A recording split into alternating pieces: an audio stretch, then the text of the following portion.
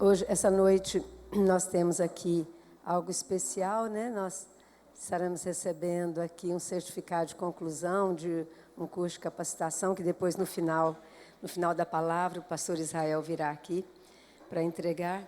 Mas o importante não é um certificado, não é uma carteirinha de capelão, até porque a gente não aprendeu nada ainda, né? Nós vamos... claro que houve um treinamento, uma iniciação do processo, mas o importante é o que está no nosso coração. E eu creio que a palavra de hoje, esses versículos que eu vou ler, falam muito sobre isso.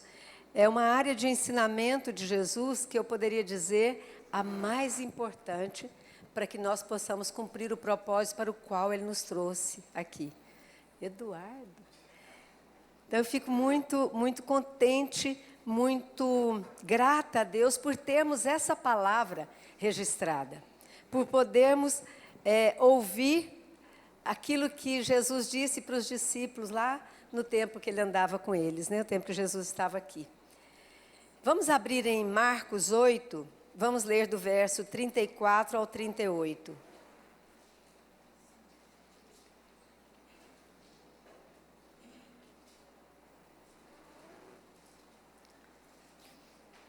Ok? Marcos 8, dos versos 34 a 38. Depois pode deixar aberta a Bíblia aí, que a gente vai comentar sobre mais alguns versículos. No verso 34, diz o seguinte: Então, ele chamou a multidão e os discípulos e disse: Se alguém quiser acompanhar-me, negue-se a si mesmo, tome a sua cruz e siga-me. Pois quem quiser salvar a sua vida, a perderá. Mas quem perder a sua vida por minha causa e pelo Evangelho, a salvará. Pois que adianta ao homem ganhar o mundo inteiro e perder a sua alma? Ou o que o homem poderia dar em troca da sua alma?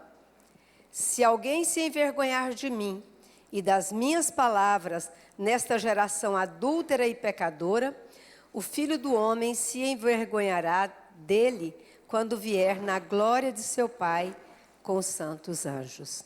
Amém?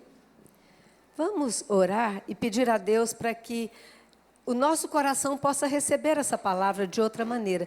É uma palavra que já é tão pregada, é uma palavra que é tão lida, tão conhecida, mas muitas vezes a gente ouve para o outro, ou a gente ouve para que a gente possa praticar lá na frente, para quando nós estivermos mais preparados, ou quando formos mais adultos ou mais velhos, quando já estiver se preparando para a vida eterna. Mas nós precisamos que essa palavra entre no nosso coração hoje, agora. A palavra é para agora. Jesus ensinou seus discípulos, e a gente sabe que eles aprenderam, que eles ouviram, que eles obedeceram. Então vamos orar junto comigo, mesmo que você não queira orar alto, mas que no seu coração, ou mesmo você pode dizer aí em voz alta, voz baixa, fica livre. Mas vamos pedir que o Senhor venha falar conosco, que nosso coração esteja aberto para ouvir essa palavra, que essa palavra tenha uma acolhida no nosso coração. Até porque nós precisamos lembrar que é Jesus dizendo para nós. É o Rei dos Reis, é o Senhor dos Senhores, é o nosso Mestre, é o dono de todas as coisas, a quem o Pai entregou todas as coisas, a quem o Pai deu toda a autoridade sobre tudo o que foi criado, sobre a nossa vida. Ele é o nosso Senhor, e essa palavra é do nosso Senhor e Mestre, do nosso Rei e Salvador.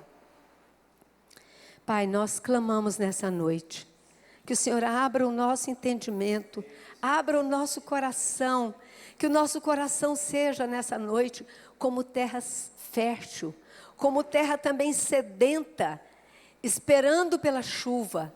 Essa palavra deve ser como a chuva que cai, que penetra a terra, que molha o chão e que faz frutificar.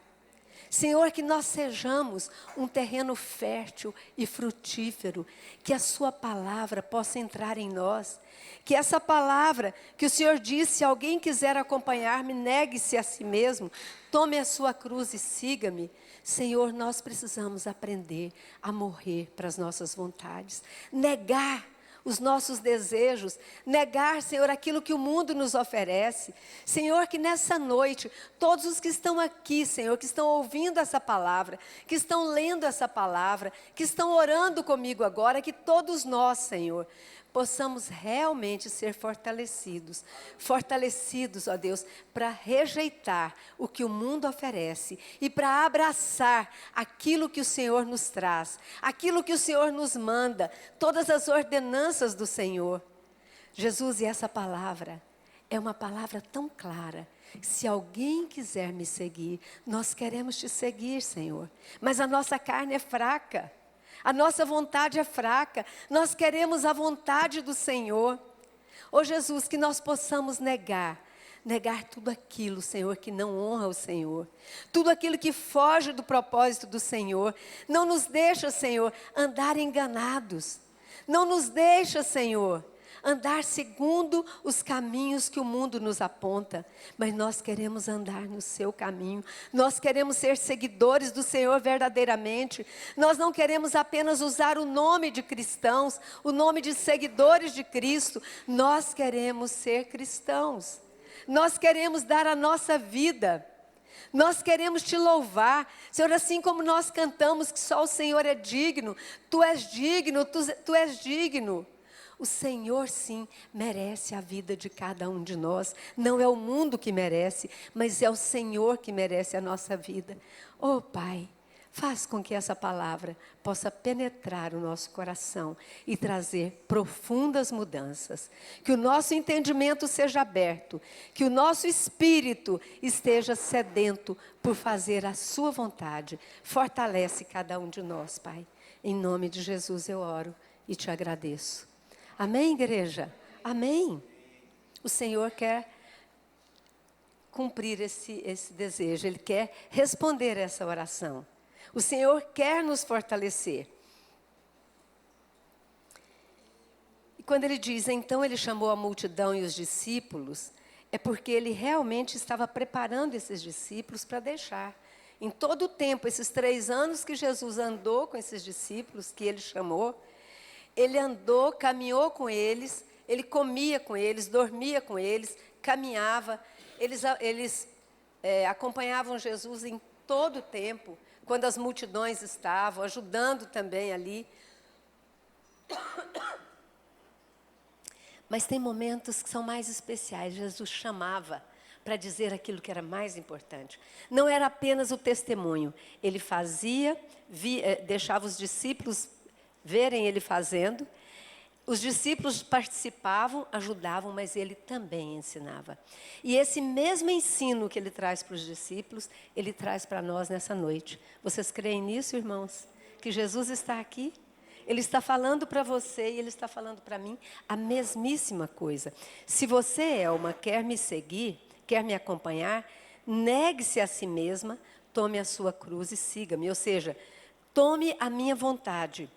Vem e faz a minha vontade. E aí ele continua dizendo, pois quem quiser salvar a sua vida, a perderá. Ou seja, se nós queremos salvar a nossa vida daqui, essa vida passageira, esse tempo aqui, nós vamos perder o que Ele tem para nós. Nós vamos perder muita coisa. E eternamente, né? Porque é uma escolha. Essa vida é uma escolha. E aí ele fala no 38 também, se alguém se envergonhar de mim, das minhas palavras, nesta geração adúltera e pecadora, o Filho do Homem se envergonhará dele quando vier na glória de seu Pai, com os santos anjos. Gente, eu acho essa palavra, ela parece ser dura, né? Parece ser assim até muito radical, mas eu acho que nada pode transmitir essa verdade tanto quanto essa frase. Se você se envergonhar de mim aí, eu vou me envergonhar de você aqui, junto do Pai. Essa palavra era para fazer a gente mudar de vida. Era para fazer a gente ser ousado. Eu estava orando com uma pessoa nessa tarde sobre medo, vergonha e timidez. Falei, sabe por que é que a gente tem vergonha de anunciar a palavra, de pregar a palavra, de abordar alguém, de abrir a Bíblia com alguém, de ler? Sabe por que a gente tem vergonha? Porque o inimigo planejou isso e a gente aceitou. A vergonha é uma força que vem do inferno para nos fazer calar. Porque a palavra diz que o Espírito Santo de Deus é espírito de ousadia e não de covardia. É um espírito de ousadia. Então, ouvindo essa palavra, nós precisaríamos pensar um pouco mais. Será que eu quero que Jesus não me apresente para o Pai, que Ele sinta vergonha de mim? Será que é isso que eu quero? Porque quando eu digo, eu não abro a minha boca, eu não falo de Jesus para ninguém, porque eu tenho vergonha. A vergonha, ela levanta o orgulho. E o nosso orgulho faz com que a gente queira ficar bem na fita, tipo assim, o que os outros vão pensar de mim? Vão achar que eu sou carola, que eu sou piegas, que eu sou isso, aquilo? Sou um crentão, uma crentona? Né? Vão rir de mim? Vão falar mal de mim? Como é que meus colegas de trabalho vão me ver? Então, a gente tem isso daí por orgulho do que o outro vai pensar de mim. E o que a palavra diz importa mais o que Deus pensa de nós, né? Do que o outro. Lendo Atos dos Apóstolos, nós vamos ver que aqueles discípulos, depois que eles receberam o Espírito Santo ali em Pentecostes, eles puseram em prática exatamente o que Jesus falou. Exatamente as ordens dele, os ensinamentos dele. Então, também nós, sozinhos, nós não somos capazes, viu? Nós não somos. Nós não somos capazes de coisa alguma. Só Jesus, só o Espírito Santo de Deus pode nos capacitar a cumprir isso aqui. A negar a si mesmo, a negar a nossa vontade, a negar, tipo assim, aquela coisa simples, que a gente pensa que é uma coisa assim, sempre tão grandiosa. Não. Às vezes, ao invés de fazer o lanche naquela hora, você está com fome, mas tem alguém que bateu na sua porta, ou que te chamou ao telefone, é um aconselhamento, é uma ajuda, e você deixa de tomar aquele lanche, ou divide aquele lanche com alguém, ou dá aquele lanche para alguém, para que o nome de Deus seja honrado, para que aquela pessoa receba algo do amor de Deus. Isso é negar a si mesmo. Negar a si mesmo também é você deixar de colocar os seus projetos em primeiro lugar, e é o que a gente mais faz, né? Nosso projeto em primeiro lugar, se sobrar tempo, as coisas de Deus. Então, isso é negar a si mesmo. Porque eu tenho um projeto, eu tenho um plano e tal, eu preciso fazer isso, eu preciso aquilo, eu preciso dessa viagem. Tanta coisa que nós temos os planos. Mas nós precisaríamos repensar. Em cima dessa palavra, nós precisamos dar uma olhada diferente. A gente ver diferente. Que essa palavra seja como um espelho para nós. E a gente colocando, será que eu me enquadro aqui? Eu me encaixo aqui? Então, olhando o livro Atos, lendo Atos dos Apóstolos, nós vemos vários testemunhos, vários. Mas eu escolhi só um hoje. Um pouquinho sobre aquela parte lá que vai falar da perseguição ali de Estevão, quando ele fala desde a escolha dele, né? Foram escolhidos 7 para ajudarem os apóstolos, e Estevão foi um deles. E aí fala um pouco do testemunho dele, que foi depois preso e condenado por ensinar a palavra, né? Por levar o evangelho. Vamos ler os versos 5, é de Mateus 6, eu esqueci, de Marcos 6, eu esqueci aqui, gente. Me ajudem aí, por favor. Falhou aqui. Oi? Deixa eu ver aqui. Deixa eu ver aqui, só se tem na frente aqui, porque eu não estou abrindo a Bíblia. Eu estou abrindo aqui. É Atos 6, gente. Perdão, porque eu estava lendo Marcos lá, né? É Atos 6, eu estou falando em Atos dos Apóstolos e vindo para Marcos. Então, Atos 6, aí, a partir do verso 5, fala que o parecer agradou a toda a comunidade. Vocês vendo aí em cima, que foi depois foi a escolha, né? O parecer agradou a toda a comunidade. E elegeram Estevão, Homem, o que, gente? O que diz aí na sua Bíblia, no verso 5? Cheio de fé e do Espírito Santo. Escolheram também Filipe, Prócoro, Nicanor, Timão, Pármenas, Nicolau, prosélito de Antioquia. Verso 6, apresentaram-nos perante os apóstolos e estes, orando, lhes impuseram as mãos. Como é importante isso, sabe? A gente buscar, a gente receber de Deus um chamado, nós dizermos sim, né? Dizer sim a Deus, e aí dizer para chegar diante daqueles que estão revestidos de autoridade e pedir uma oração. Hoje, por exemplo, eu pedi para a Luciene, não que a Luciene seja autoridade sobre a minha vida, eu sou autoridade sobre ela. Mas, aqui dentro, nesse lugar, ela é autoridade também sobre todos nós. Eu falei, Luciene, ora comigo, para que eu possa ser usada por Deus para levar a palavra. Como é importante, aqui fala que eles impuseram as mãos, né? E oraram por ele. Oraram pelos outros também, com certeza, né? O verso 7 diz, crescia a palavra de Deus. Hoje, gente, eu quero até lembrar vocês que todos são convidados para virem mais cedo, antes do culto, para nós orarmos. A gente fica ali, tem até uma mesinha, as cadeiras, a gente fica ali. E quando o Everton orava hoje, ele estava assim com tanta fé, eu aproveitei bastante, Everton, daquele momento, quando você estava orando.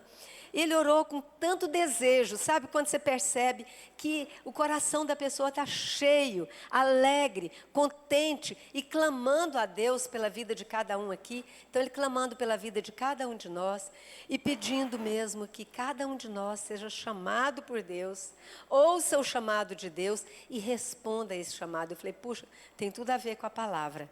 Tudo a ver com esse momento de hoje. E é exatamente isso que nós oramos. Porque o verso 7 fala, crescia a palavra de Deus. E foi o que ele orou hoje, foi o que nós oramos lá, enquanto nós estávamos no grupo de oração, orando para que durante a célula, que seja nas nossas casas, durante o tempo, durante a semana, na nossa oração, e ele pedia, Senhor, gera mais desejo em cada um de nós, cada irmão e irmã aqui da igreja, desejo de estar mais tempo na sua presença, desejo de te buscar mais. E eu falei, Senhor, é verdade. E lendo isso aqui, crescia a palavra de Deus, e em Jerusalém se multiplicava o número dos discípulos, também muitíssimos sacerdotes obedeciam à fé. Olha que coisa tremenda, que mover de Deus, como Deus opera na vida daqueles que se consagram, na vida daqueles que se dispõem a seguir o Senhor Jesus, a renunciar à sua vida pessoal, para fazer a vontade de Deus, para seguir o chamado. E você e eu, cada um de nós tem um chamado. Nenhum de nós veio aqui ao mundo, nenhum de nós foi resgatado por Jesus, nenhum de nós foi lavado, teve seus pecados perdoados, para agora só trabalhar, ter roupa boa, carro bom, viagem linda, sabe, família linda, filhos na melhor escola, na melhor faculdade. Nenhum de nós foi criado para isso só. É pouco demais. É pouco demais. John Piper diz o seguinte, que se algum de nós aceitar uma oferta de ter o melhor desse mundo por 100 anos, se ele aceitar, é tolo demais. É medíocre demais. É pouco demais que ele está aceitando. As maiores riquezas, as maiores honras, os maiores cargos ou títulos, o melhor salário, é pouco demais. É pouco demais. Não dura mais que 100 anos. Não dura. Deixar isso e perder a honra, porque Deus diz isso, o Pai diz isso, Jesus nos diz o que o Pai vai fazer. Aquele que me serve, meu Pai o honrará. Meu Pai o honrará. Gente, não tem nada melhor do que você pensar nisso, do que nós pensarmos nisso. Então eu oro para que a palavra de Deus cresça nesse lugar. Eu oro para que a palavra de Deus cresça na sua casa, através de você, na sua vizinhança, que você abra uma célula na sua casa. Eu já estou com muita vontade que a nossa multiplique. Que cada um possa ter uma célula na sua casa. E levarmos mais pessoas para a nossa célula, para que nós possamos estar expandindo, treinando outros, comunicando a outros essa visão, essa mensagem. Como é que eu diria? Quando eu estou contagiando, eu quero contagiar as pessoas com o amor de Deus, contagiar as pessoas com o chamado de Deus, tipo assim, que ao reconhecer o meu chamado e ao assumir o meu chamado, eu esteja encorajando outros também. E eu costumo dizer, já várias vezes eu já falei, vocês devem lembrar disso, se o Messias e eu, já de idade, nós nos convertemos já perto de 50 anos, e aí começamos o ministério, se através de nós, com pouco conhecimento bíblico nenhum, que eu falo que quando eu comecei a primeira lição de casais lá, que eu peguei a apostila que eu fui dar a lição, eu muito apuradinha lá, preparando a lição, aí vi lá sobre a aliança adâmica. Eu falei, meu Deus do céu, o que é isso? Aliança adâmica, né? O que é isso? E aí, só que depois é que eu fui descobrir, né, que tinha a ver com Adão, mas eu nem percebi. O conhecimento bíblico era mínimo, rasinho mesmo, mas havia vontade, havia amor, havia disposição, havia submissão. E Deus fez, gente, Deus fez. Quantas famílias já passaram pelos cursos, quantos casamentos já foram restaurados, quantos pais melhoraram um pouco mais a questão da educação dos filhos, através de um curso ou de cursos que um casalzinho tolinho, mal preparado trouxe. Então, esse é o convite para você que está muito mais jovem, é muito mais bem preparado, conhece mais a palavra, é mais instruído, tem um nível melhor de instrução, tem mais contato com as pessoas. Então, essa palavra é para você, para que você possa contagiar as pessoas que estão ao seu lado. Contagiar aqueles a quem Deus te enviar. Para que a palavra de Deus cresça em Goiânia. Para que multiplique o número de discípulos. E para que muitas pessoas que são religiosas passem a obedecer a palavra, receber a palavra viva. No verso 8 diz, Estevão, cheio de graça e poder. Vamos ler lá no verso 8? Estevão, cheio de graça e poder, fazia o quê, gente? Prodígios e grandes sinais entre o povo. Foi outra coisa que foi orado também ali hoje. Que Deus esteja trazendo de novo esse momento, esse mover, que nós possamos ver sinais, curas, milagres. Depois, a partir do verso 13... vai falar aqui um pouco de Estevão perante o Sinédrio, quando ele já estava sendo julgado. Aqui fala que os judeus apresentaram, verso 13, apresentaram testemunhas falsas que depuseram.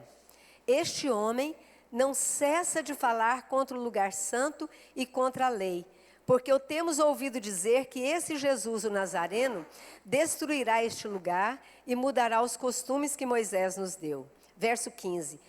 Todos os que estavam assentados no sinédrio, fitando os olhos em Estevão, viram o seu rosto como se fosse rosto de anjo.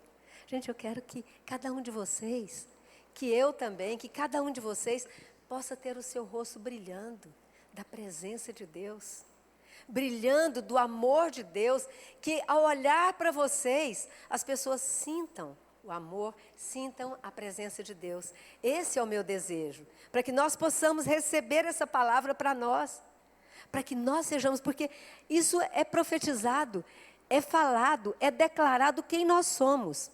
Aliás, Jesus já nos fala, já fala sobre a nossa identidade. Ele nos compara e ele diz que nós somos luz e sal no mundo. Vós sois o sal da terra, vós sois a luz do mundo. E ele fala que a luz é para ser colocada em lugares altos, para que todos vejam as boas obras e possam glorificar a Deus. Ou seja, não as boas obras com orgulho, não precisa de obras gloriosas, que dão glória ao homem, precisa sim de obra que traz transformação, que traz a presença de Deus, que traz o Cristo vivo aos corações das pessoas. Então, todos os que estavam assentados no sinédrio, aquele povo que estava ali acusando falsamente, aquele povo viu o rosto de Estevão brilhar como a face de um anjo. Glória a Deus por isso, irmãos. Aí o verso 7 do capítulo 7, verso 1 em diante, vai apresentar aí a defesa de Estevão, não vou ler tudo, só um pedacinho. No verso 1 e 2, diz o seguinte: então lhe perguntou o sumo sacerdote: porventura é isto assim? Estevão respondeu: varões, irmãos e pais, ouvi. O Deus da glória apareceu a Abraão, nosso pai, quando estava na Mesopotâmia. E aí ele começa a falar desde o chamado de Abraão. E ele vai explicando o que aconteceu.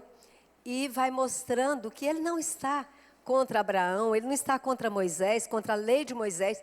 Pelo contrário, ele estava ali para cumprir a vontade de Deus e não a dele, né? E no final do discurso, aí no capítulo 7, os versos 51 e 53, avança um pouquinho mais aí na frente, apesar de que está projetando ali, né? Mas se você quiser ler na sua Bíblia. Os versos 51 a 53, na Bíblia a Mensagem, diz o seguinte: a verdade é que vocês continuam teimosos, com o coração insensível e com os ouvidos fechados. Gente, presta atenção nesse texto aí. Estevão foi discorrendo tudo ali, o que aconteceu com os patriarcas, como Deus agiu. Mas depois, no final, ele vem para aquele momento. Ele vem falando até chegar aquele momento. E aí, olha o que ele diz. Vê se ele não estava cheio de coragem e de ousadia para declarar a verdade. Vê se ele estava com medo do que poderia acontecer. Ele sabia. Ele sabia que ele poderia ser morto. Mas ele diz, não importava para o Estevão, não importava para ele o que aquele povo ia fazer com ele. Importava que ele iria declarar a verdade e dizer o que estava acontecendo ali no meio deles. A verdade é que vocês continuam teimosos, com o coração insensível. Ali fala, já está no 52, né? O 51, volta aí para mim. Povo rebelde, obstinado de coração e de ouvidos. Vocês são iguais aos seus antepassados. Sempre resistem ao Espírito Santo de Deus. E nessa versão ele diz, a verdade é que vocês continuam teimosos, com o coração insensível e com os ouvidos fechados. Vocês deliberadamente ignoram o Espírito Santo, como fizeram seus antepassados. Houve pelo menos um profeta que não tenha recebido o mesmo tratamento? Seus antepassados mataram todos os que ousaram anunciar a vinda do justo. Ou seja, ele sabia muito bem o fim dele. Porque se mataram todos, ele sabia que ele ia ser morto também. Todos os que ousaram anunciar Jesus. E vocês mantêm a tradição da família, são traidores e assassinos, todos vocês. Receberam a lei de Deus, que foi entregue por anjos, como um presente, mas vocês a desprezaram. E aí depois dos 54 aos 56 vão falar da fúria daquele povo, como que eles ficaram furiosos e como eles reagiram. 54 em diante ele diz, mas ele, mal ele acabou de falar, o povo deu vazão à fúria, com vaias, assobios e ofensas. Mas Estevão, cheio do Espírito Santo, nem prestou atenção. Tinha os olhos aonde, gente? Tinha os olhos para Deus. Tinha olhos apenas para Deus, porque o estava vendo em toda a sua glória, com Jesus ao lado. E ele exclamou, vejo os céus abertos e o Filho do Homem ao lado de Deus Pai. Olha que tremendo isso, gente. Que visão maravilhosa. Ele já nem estava nessa carne mais. Ele já estava totalmente rendido. E esse é um chamado para nós. Quão longe nós estamos disso. Mas é possível, irmãos. É possível se render, sim. Não por você ou por mim, mas pela obra do Espírito Santo em nós. Precisamos orar mais e pedir que o Espírito Santo venha nos fortalecer, venha nos ensinar, venha nos dar graça, venha nos dar sabedoria. Versos 57 e 58 fala do martírio dele. Gritando e vaiando, a multidão arremeteu contra ele como um estouro de boiada. Arrastaram-no para fora da cidade e o apedrejaram. Os líderes pediram a um jovem chamado Saulo que tomasse conta das roupas dele. Ali naquela versão fala, né, que arrastaram e os mantos aos pés de um jovem chamado Saulo. Então Saulo estava lá, provavelmente era o mandante daquilo ali tudo, né? Mas aí, o que Estevão faz? Versos 59 e 60. Enquanto as pedras caíam como chuva, imagina, gente, a dor das pedradas, que eram pedradas para matar. Não era pedrinha de estilingue, era chuva de pedras. Enquanto as pedras caíam como chuva, Estevão orava: Senhor Jesus, recebe meu espírito. E em seguida ajoelhou-se e orou alto bastante para que todos ouvissem: Senhor, não os culpe por causa deste pecado. Foram suas últimas palavras e depois ele morreu. Em Atos 8:1, vai começar aí logo em seguida. E Saulo estava ali comemorando com os assassinos, ou seja, Saulo estava ali. O verso 2 diz: esse fato desencadeou uma perseguição terrível contra a igreja em Jerusalém. E eu gosto de frisar essa segunda parte do versículo. Os cristãos, com exceção dos apóstolos, foram todos dispersos pela Judéia e por Samaria. Alguns homens bons e corajosos sepultaram Estevão, dando a ele o funeral digno. Quase todos choraram naquele dia.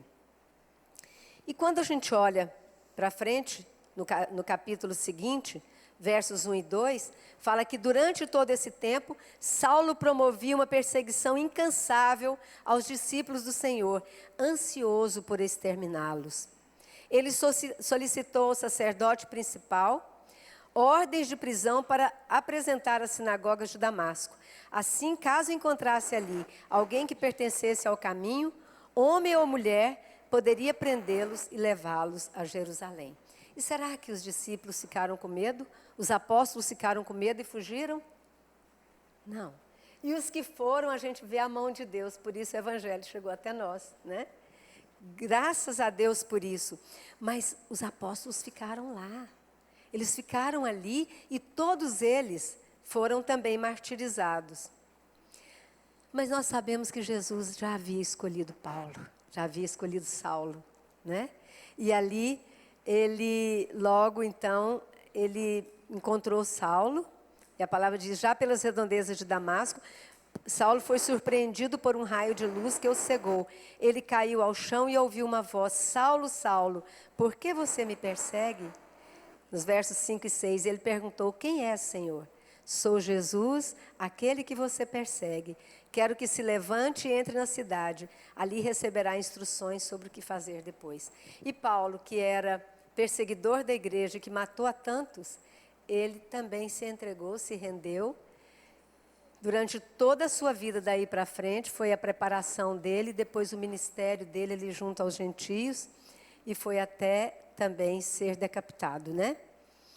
E todos os discípulos, eu recebi até uma mensagem, até trouxe aqui, eu não averiguei para realmente comprovar se eles morreram a si mesmo, mas aqui diz sobre vários deles, né, que Estevão morreu apedrejado, Tiago de Zebedeu decapitado, Filipe apedrejado, Tiago de Alfeu martirizado, espancado e crucificado, Barnabé torturado e arrastado com uma corda no pescoço e depois queimado vivo, Marcos, que escreveu o Evangelho, arrastado pelas ruas até ser despedaçado, Pedro crucificado de cabeça para baixo, que diz a história que ele pediu, né? Que não queria, ele achava que ele não era digno de morrer como Jesus, que fizesse de cabeça para baixo. Paulo foi decapitado, André crucificado em forma de X, Bartolomeu esfolado e crucificado de cabeça para baixo, Tomé lançado em uma fornalha, Mateus cravado na terra e decapitado, Simão crucificado, Matias amarrado na cruz, apedrejado e decapitado, Lucas enforcado em uma oliveira, e João, depois de tantas perseguições e sofrimentos, morreu de velhice, né? Mas João eles tentaram, fala a história, né, que eles tentaram matá-lo numa caldeira de óleo quente, tentaram fritar João e não teve jeito, né? Ele foi guardado. Esses homens tinham algo de especial.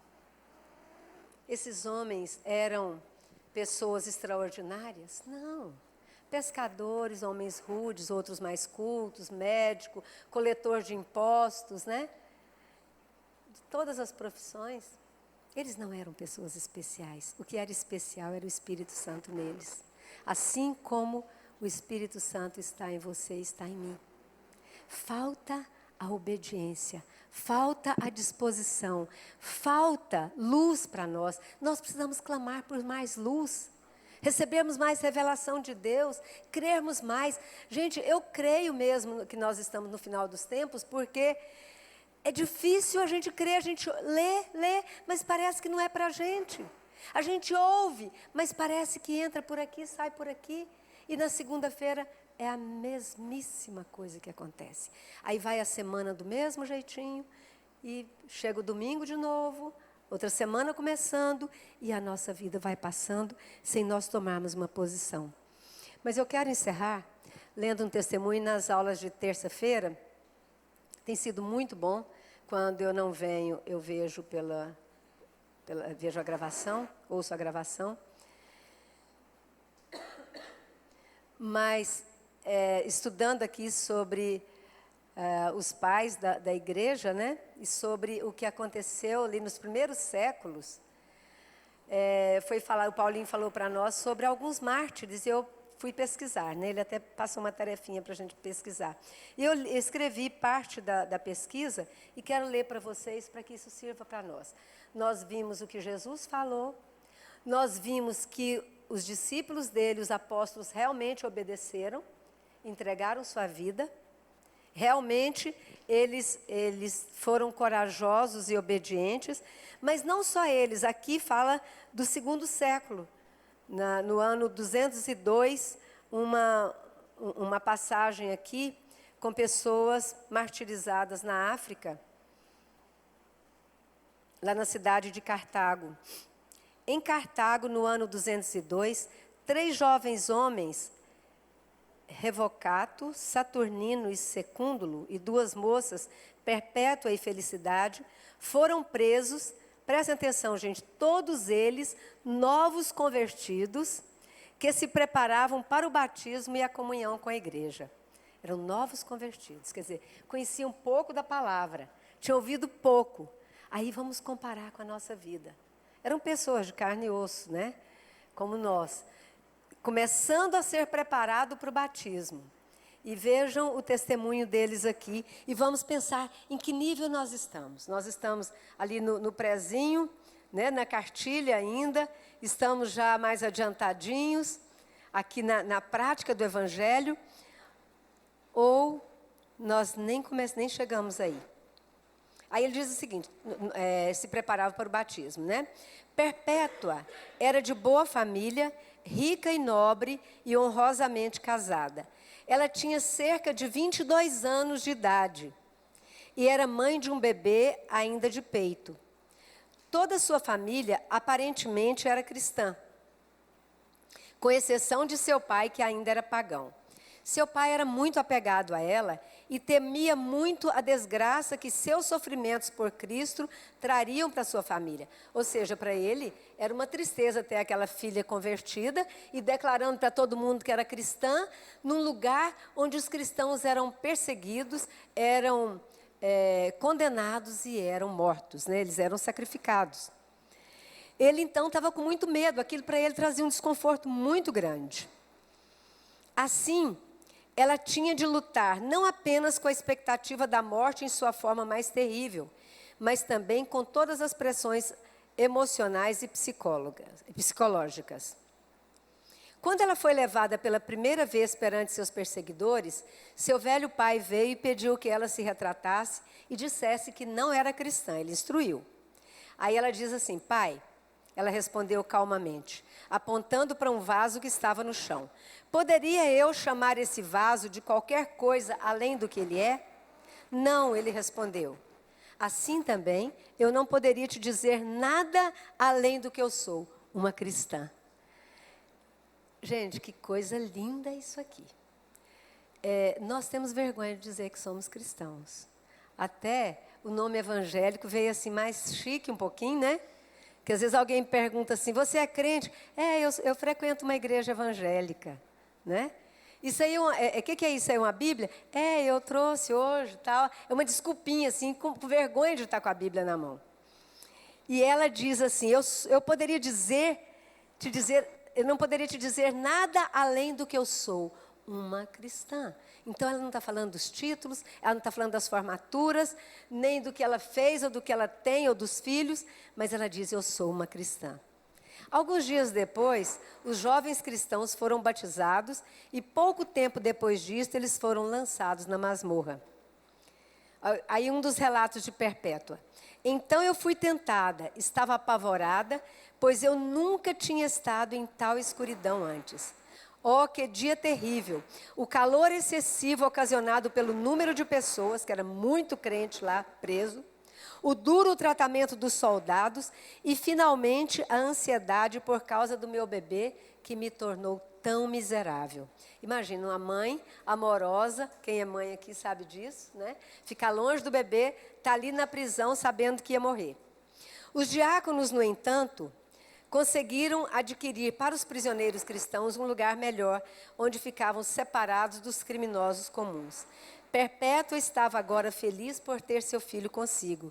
Ela o pegou no colo e exclamou, agora esta prisão se tornou um palácio para mim. De tão apaixonada que ela era pelo menino, mas ela era mais apaixonada pelo Senhor. É isso que eu quero dizer.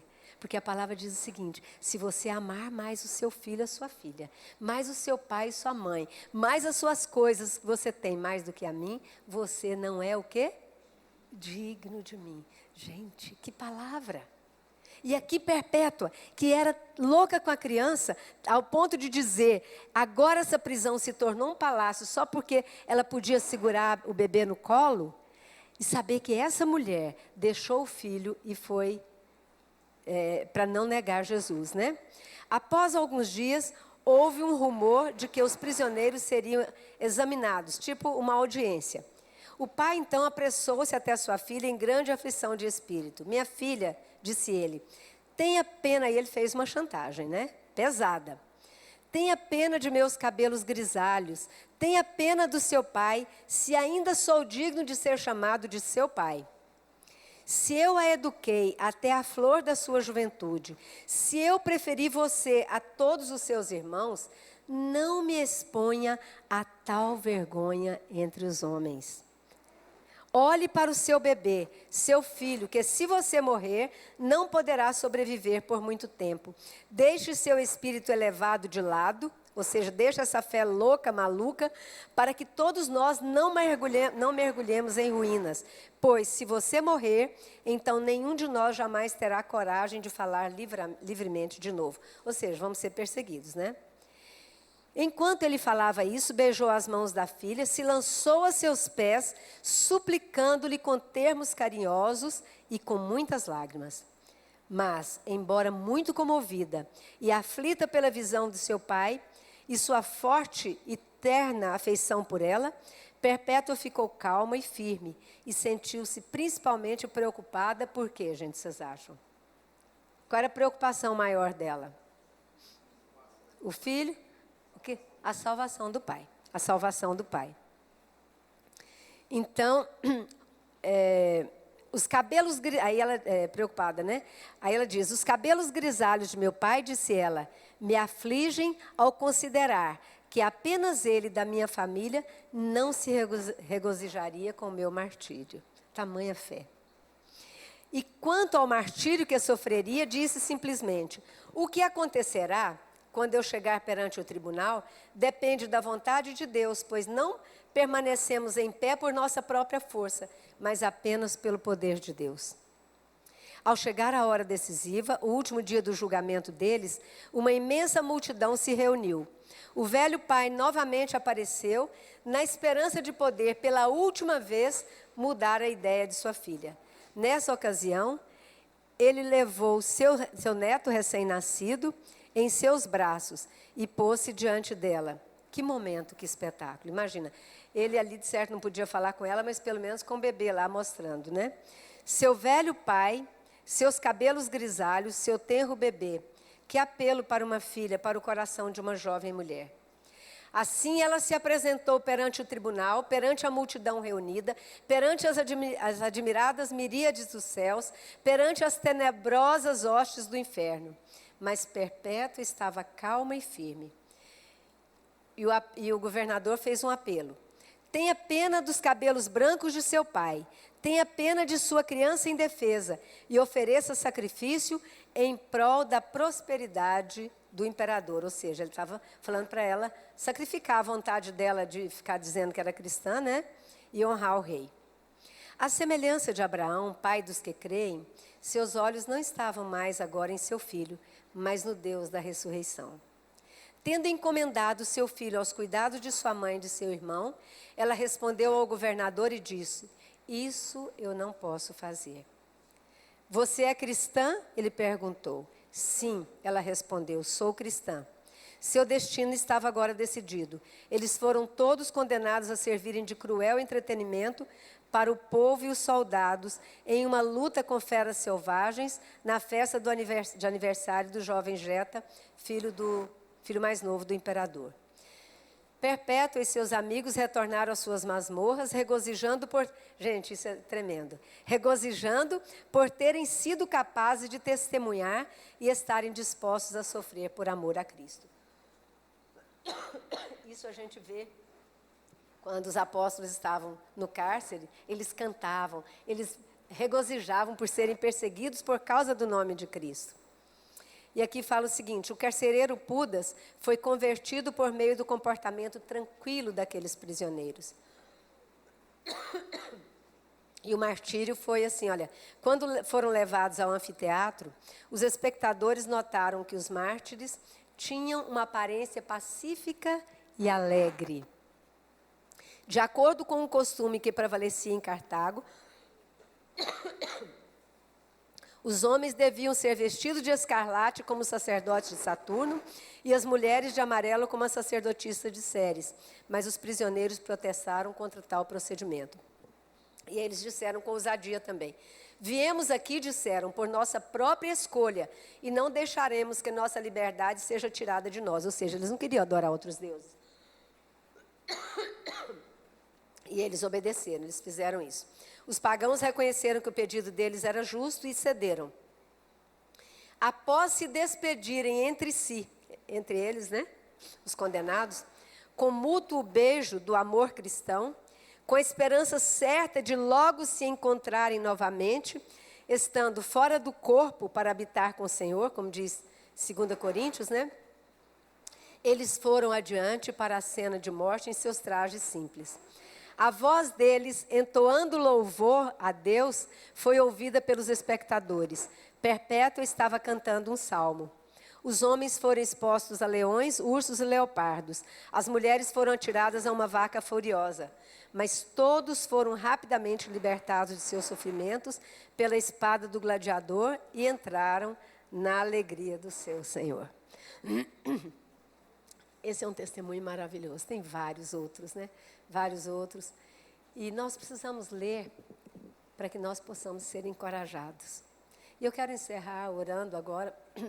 Gostaria que todos se colocassem de pé também. Eu vou pedir para o Everton fazer essa oração para nós, porque eu não estou tendo voz aqui, estou tossindo.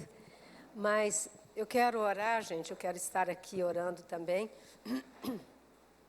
para que nós tenhamos um pouco dessa ousadia, para que nós tenhamos coragem de dar a nossa vida dia a dia. Nós não estamos vivendo essa época de Perpétua. Nós não estamos vivendo a época de Saulo, quando já era perseguido. Nós não estamos vivendo a época dos discípulos, quando começaram. Nós estamos vivendo agora, no século 21, já sendo chamados a preparar a igreja para a volta do Senhor Jesus. Esse é o nosso chamado. Nós precisamos ter pressa e agir, e nos prepararmos e ler a palavra, orar a palavra e clamar por um mover de Deus no nosso meio. Amém?